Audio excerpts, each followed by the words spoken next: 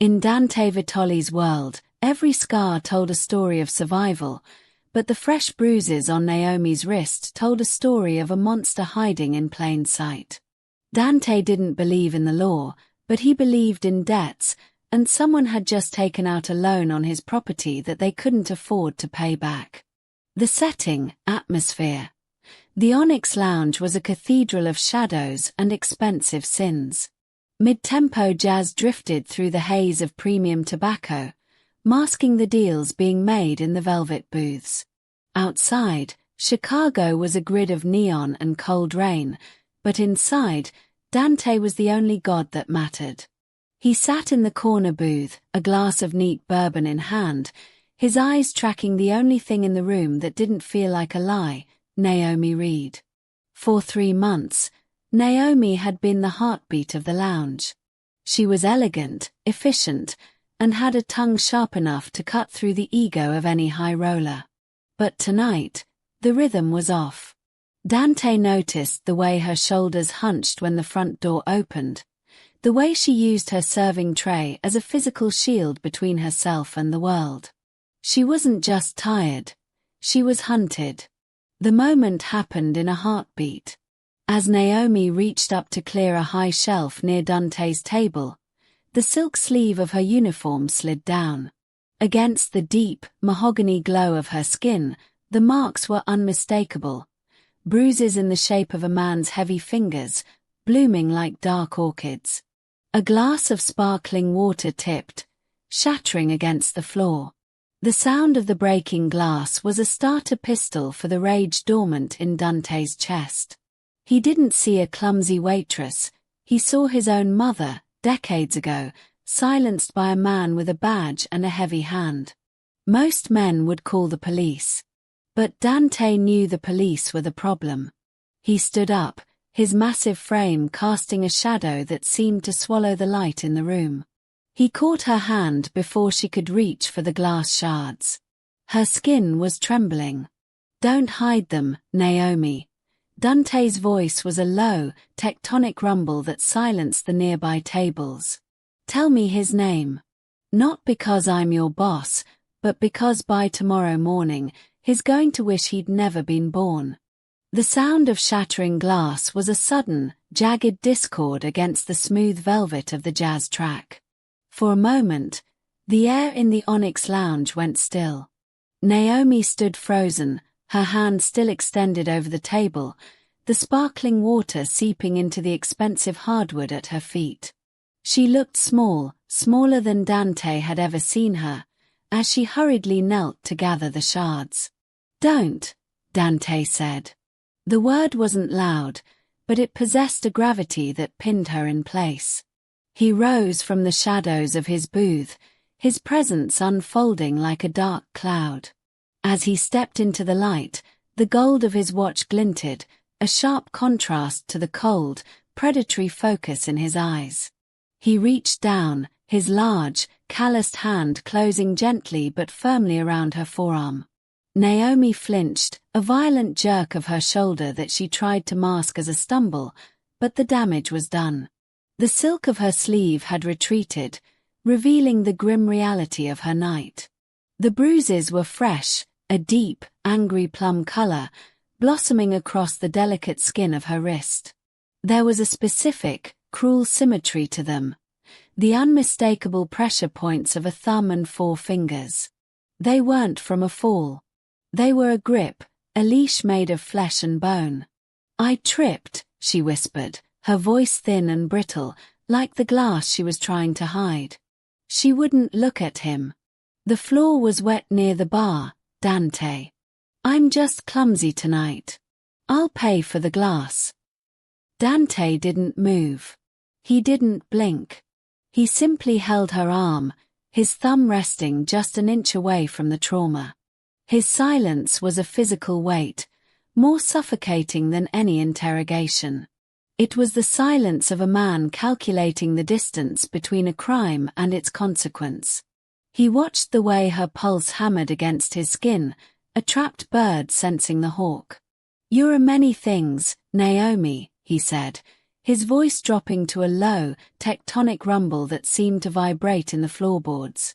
"But you have never been clumsy. And you have never been a good liar." He leaned in closer, the scent of expensive bourbon and cold rain clinging to him. The heat of the bruises seemed to radiate against his palm, fueling a cold, white-hot fire in his gut. He could see the slight swelling, the way the skin was starting to heat up. It had happened less than an hour ago. Someone had put their hands on her, marked her, and then let her walk into his house as if he wouldn't notice. "Look at me," he commanded. Slowly, painfully, she lifted her chin. Her dark eyes were shimmering with a mixture of defiance and absolute terror. "The man who did this," Dante murmured, his eyes locking onto hers with a terrifying promise of violence. "He thinks he's powerful because he can make you bleed. He thinks his title makes him untouchable." He let go of her arm, but the shadow he cast over her remained. He stood at his full height, adjusting the cuff of his suit with a terrifyingly calm precision. The city outside was loud, but in this circle of light, there was only the sound of a debt being registered. "By the time the sun rises," Dante said, his voice flat and final, "he is going to learn that in this city, there is only one monster allowed to roam. And it isn't him." The office above the Onyx Lounge was a tomb of glass and polished obsidian, smelling of expensive leather and the cold metallic tang of high-end surveillance equipment. Dante Vitoli stood by the floor-to-ceiling window, watching the rain wash over the Chicago skyline like a grey shroud. Behind him, Matteo, his primary intelligence officer, tapped rhythmically on a tablet, the blue light of the screen casting ghostly flickers across his face. The silence in the room was brittle, weighted by the aftermath of what Dante had seen on Naomi's skin. "The footage from the alley behind her apartment was scrubbed," Matteo began, his voice devoid of emotion. "Professional. Not the work of a common street thug or a jealous ex-whoever did it knew exactly where the blind spots in the city's grid are located." Dante didn't turn around. "You didn't call me up here to tell me what you don't have, Matteo. Give me a name." Matteo hesitated, a rare slip in his usually ironclad composure. He swiped a file onto the large monitor mounted on the wall. A face appeared, a man with a jawline carved from granite, silvering hair at the temples, and eyes that radiated a curated, trustworthy warmth.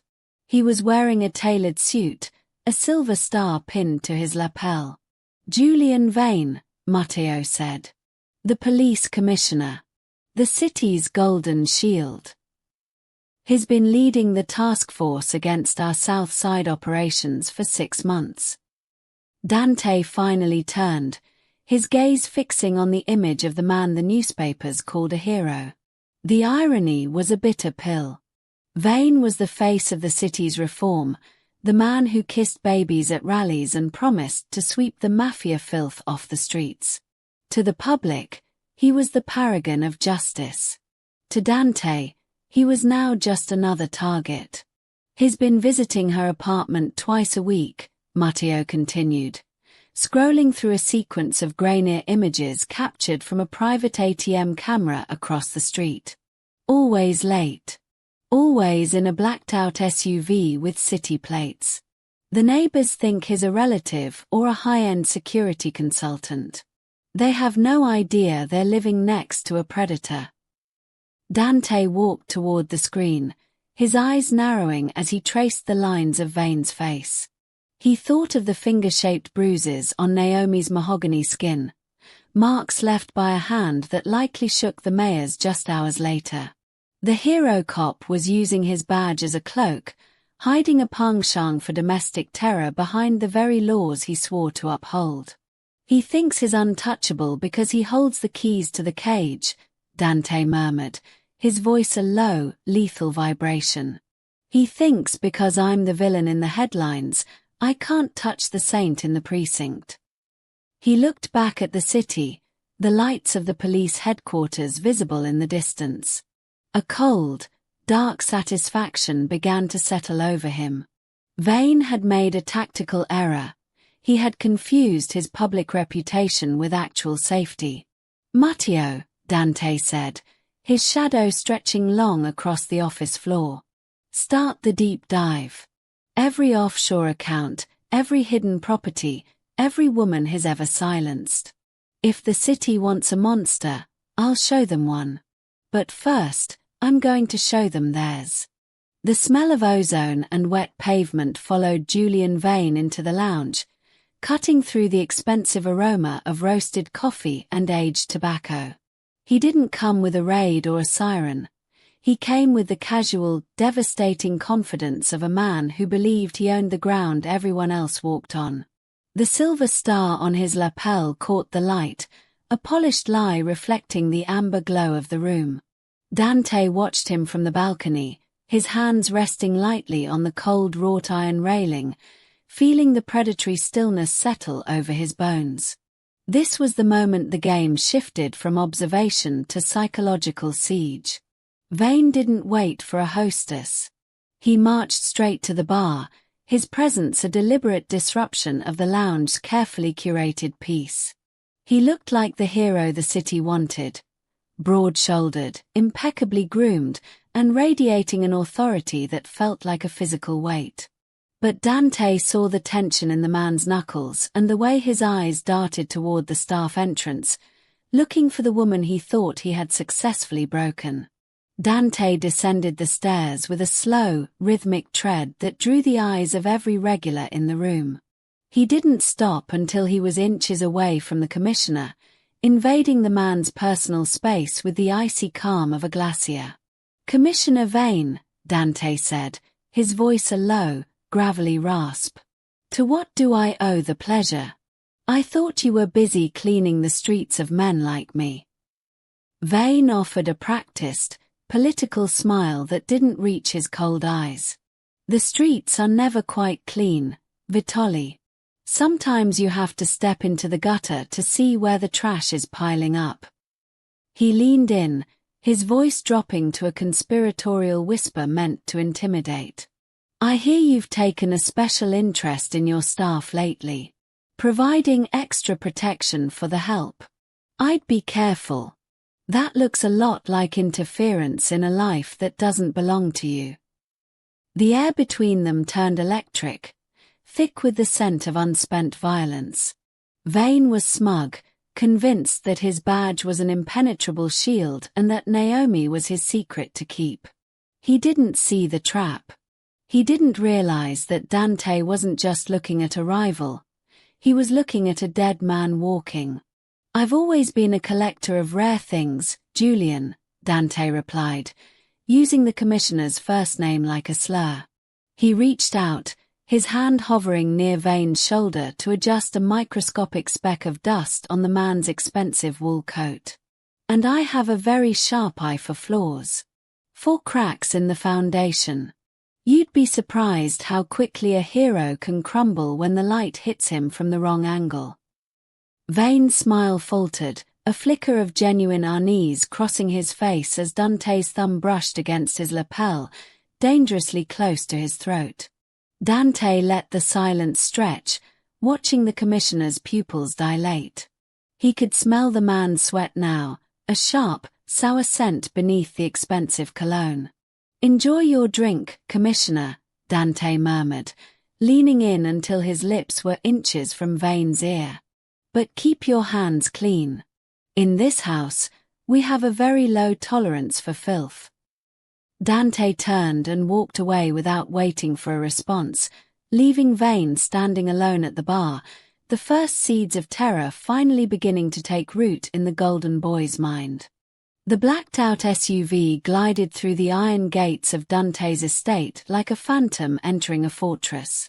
Naomi sat pressed against the leather door, her eyes wide as she took in the perimeter, the high stone walls topped with razor wire, the silent men in tactical gear who didn't even blink as they waved the vehicle through. This wasn't just a home, it was a sanctuary built by a man who expected a siege. When the elevator opened directly into the penthouse, The opulence was staggering, but it was the silence that felt the loudest. Dante didn't usher her in with the frantic energy of a man hiding a secret. He moved with a heavy, deliberate grace, setting her meager bag on a marble table as if it were made of spun glass. The penthouse was a cathedral of steel, glass, and shadows, overlooking a city that looked like a toy box from this height. "The guest suite is through those doors," Dante said, his voice dropping to that low, resonant hum that seemed to vibrate in Naomi's very bones. "It has its own security bypass. No one enters without your permission. Not even me." Naomi turned to him, her fingers instinctively ghosting over the bruises hidden beneath her new, oversized sweater. "Why are you doing this, Dante? I'm just a waitress.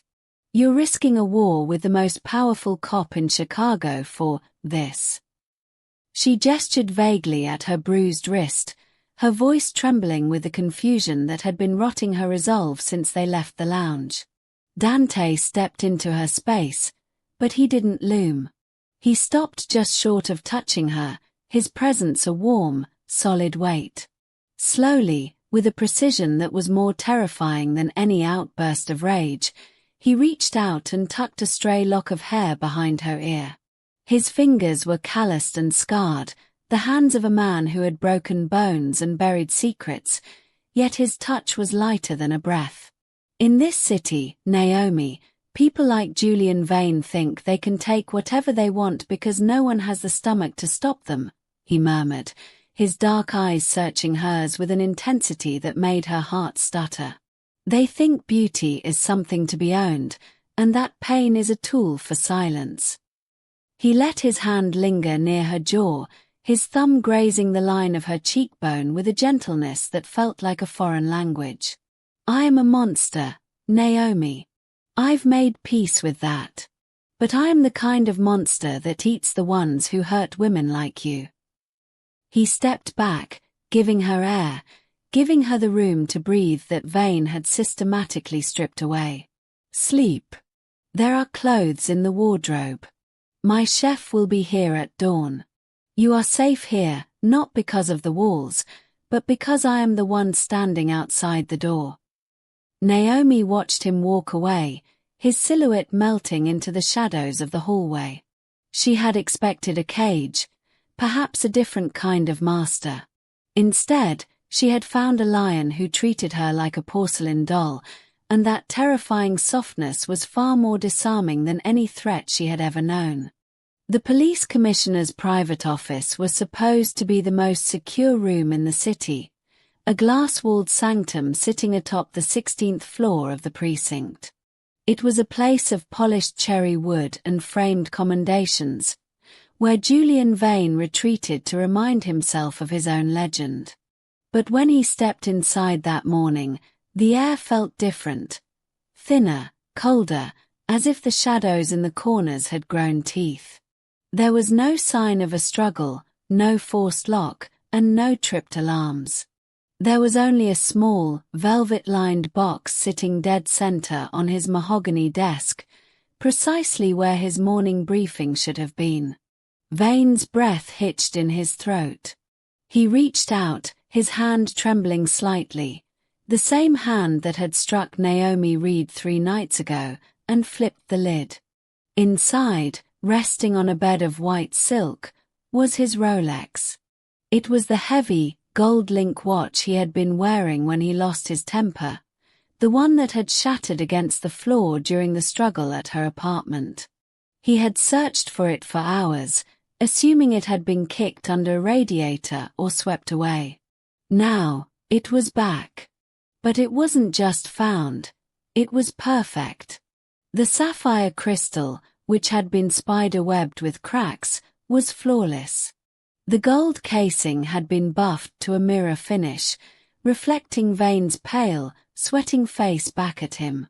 As he stared, the steady, rhythmic click-click-click of the second hand filled the silent room. It was a heartbeat, a countdown. Tucked into the side of the box was a small, cream-colored card. There was no signature, only a single line written in a precise, elegant script that looked like it had been penned in blood. "I fixed the time you broke. Now, I'm coming for the man who wasted it." Vane slammed the box shut, the sound echoing like a gunshot, but the ticking didn't stop. It seemed to grow louder, vibrating through the wood of the desk and up into his bones. He realized with a sickening jolt that Dante Vitoli hadn't just broken into his office. He had sat in his chair, handled his most personal possession, and left a ghost in the machine. The message was clear. There were no walls high enough and no badges shiny enough to keep the king of the concrete out. The golden shield looked at his reflection in the window and saw a dead man. Outside, the city continued to move, oblivious to the fact that its hero was now a prisoner of a ticking watch, and that Dante Vitoli had just started the clock on his destruction. The penthouse was silent, save for the low hum of the city's distant heartbeat and the crackle of the fireplace reflecting in the floor-to-ceiling windows. Naomi stood by the hearth, her silhouette sharp against the orange glow, watching Dante as he meticulously cleaned a small, silver-handled blade. He moved with a clinical detachment that chilled her, the same terrifying precision he had used to send that ticking warning to Julian Vane. "You're playing God, Dante," she said, her voice cutting through the stillness. "You didn't just return a watch. You left a ghost in that man's office. You're dismantling him piece by piece, and you're enjoying it." Dante didn't look up. The cloth moved rhythmically over the steel. "I'm ensuring he understands the cost of his choices. In my world, Naomi, fear is the only currency that doesn't lose value. But this isn't about the law, is it? Or even about my safety anymore." She stepped into his light, forcing him to acknowledge her. "You're using me as an excuse to burn down a man you already hated.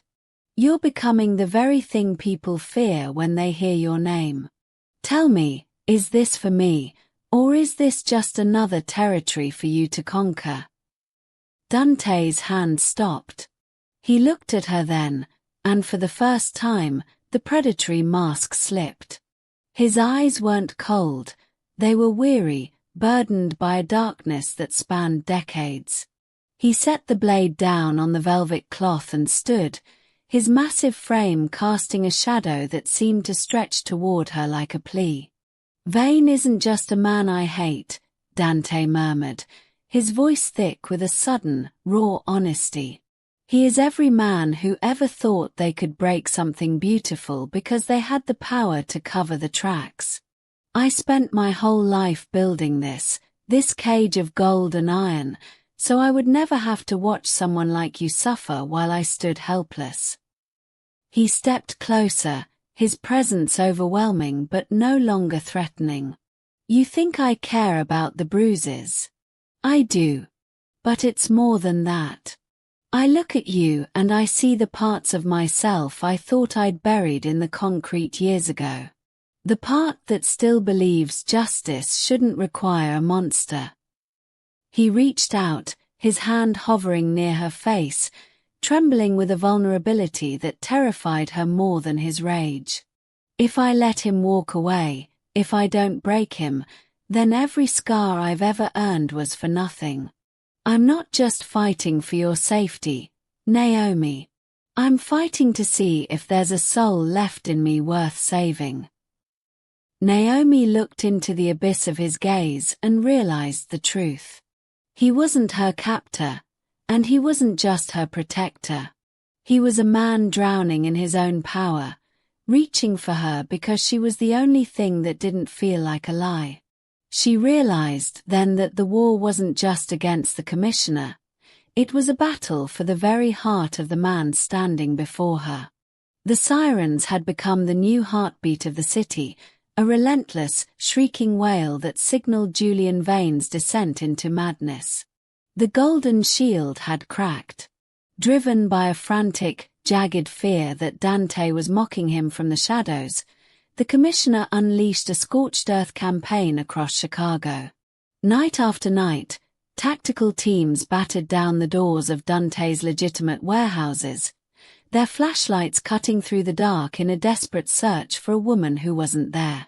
Vane wasn't following leads, he was chasing a ghost, his eyes bloodshot and his composure fraying as he personally led raids without warrants, screaming orders at officers who were beginning to trade worried glances. From the safety of a secure monitoring room, Dante watched the carnage on a wall of flickering monitors.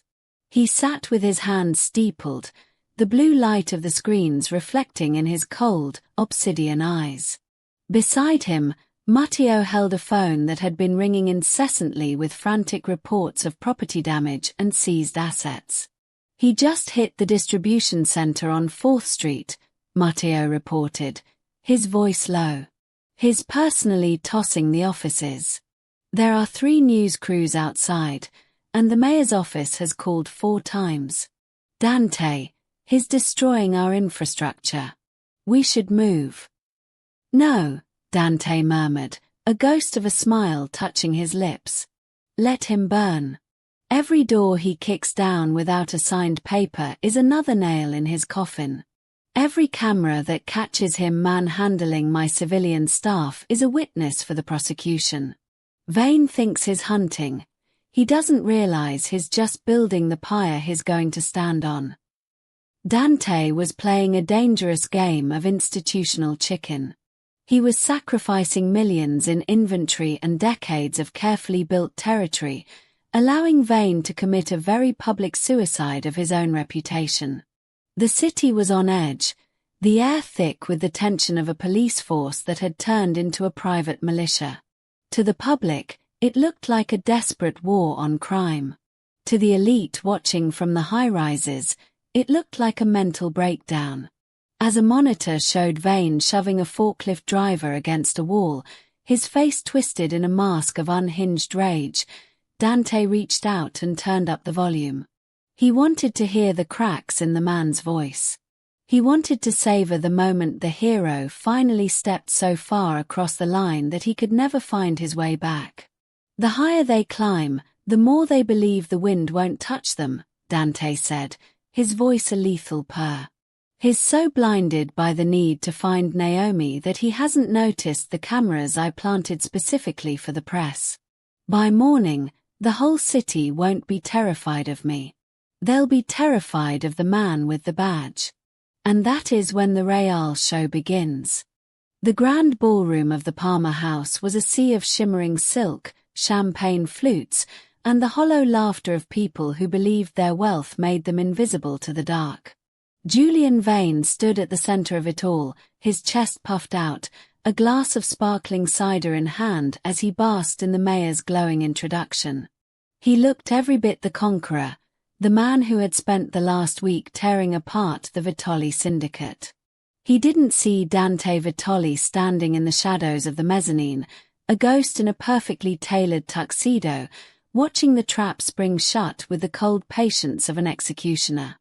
"And now," the mayor announced, his voice booming through the speakers, "a look at the tireless work of our commissioner in making Chicago a beacon of safety." The lights dimmed. The massive projector screens lowered from the gilded ceiling. Vane adjusted his tie, preparing for the montage of staged handshakes and drug busts. But as the video flickered to life, the triumphant orchestral music was replaced by a jarring, low-frequency hum. The screen didn't show the police academy. It showed the interior of a dimly lit apartment, Naomi's apartment. The room went tomb silent.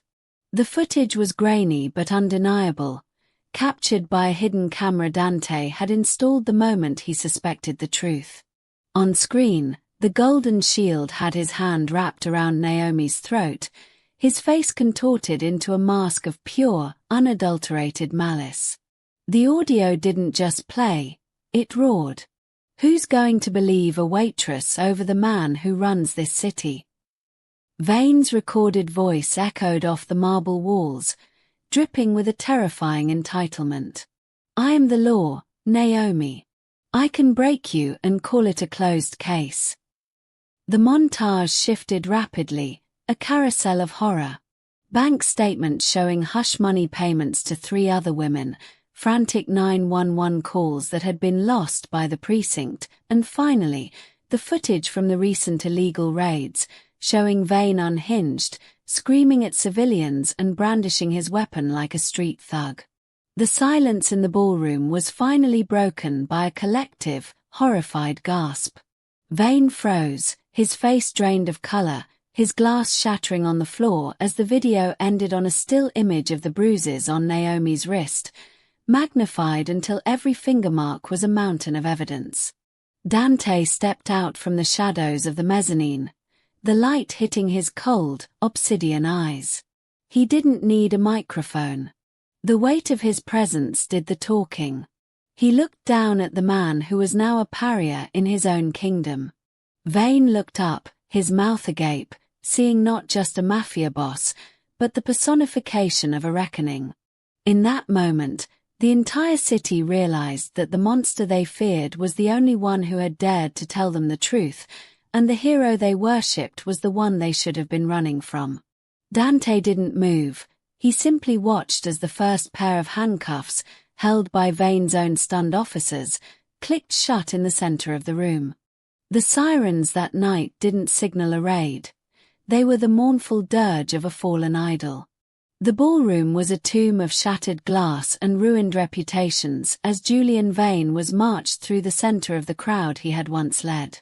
The sound of his silver badge hitting the floor was a hollow, tinny ring that echoed louder than any gunshot. His hands, the ones that had claimed a false right to Naomi's skin, were finally bound in the cold, indifferent steel of his own department's handcuffs. As his officers dragged him toward the exit, Vane looked back, a frantic, broken animal searching for a mercy that didn't exist in a room full of people who now knew his name was synonymous with a lie. Outside, Chicago felt different. The air was thick with the scent of ozone and the heavy, buzzing silence of a city in shock. The morning headlines were already being written in blood and ink, but the streets were strangely still. The terror that had gripped the city during Vane's week of madness had transformed into a wary, profound realization. The lines between hero and villain had been erased, redrawn by a man who made no claim to the light. Dante stood on the balcony of the Onyx Lounge, his hand resting on the wrought iron railing that overlooked the grid of the city. He had removed his tuxedo jacket, his white shirt glowing against the darkness of the night. Behind him, the club was empty, the jazz silenced, leaving only the sound of the wind whipping through the high-rises. Naomi stepped out to join him, her movements no longer guarded by the flinch of a victim. She looked out at the glowing horizon, her breath hitching as she realized the weight of the silence. For the first time in years, the shadow that had followed her was gone, replaced by the much larger, much darker shadow of the man standing beside her. She looked at his profile, the jagged line of his jaw, the eyes that had seen 1,000 sins and yet chosen to avenge hers. "They're afraid, Dante," she whispered, her voice steady. "They don't know who to look to anymore. You didn't just break Vane. You broke their belief in the system." Dante didn't turn his head. He watched a single police cruiser glide through the intersection below, its lights off, moving with a newfound caution. The system was a mask, Naomi. I just pulled it off so they could see the face beneath. People don't need to believe in a hero. They just need to know that there is a limit to how much a monster is allowed to take. He reached out, his hand covering hers on the railing. It was a possessive gesture, yet it carried none of the violence of the man they had destroyed. It was a promise of a new kind of order, one that didn't hide behind a silver star or a polished oath. The city looked up at the balcony, seeing the silhouette of the man who had terrified them into the truth. Dante Vitoli wasn't their savior, and he wasn't their friend. He was something far more permanent. He was the king of the concrete, and as the first light of dawn touched the skyline, Chicago finally understood that under his reign, the shadows would no longer be a place to hide, but a place where justice was served in the dark.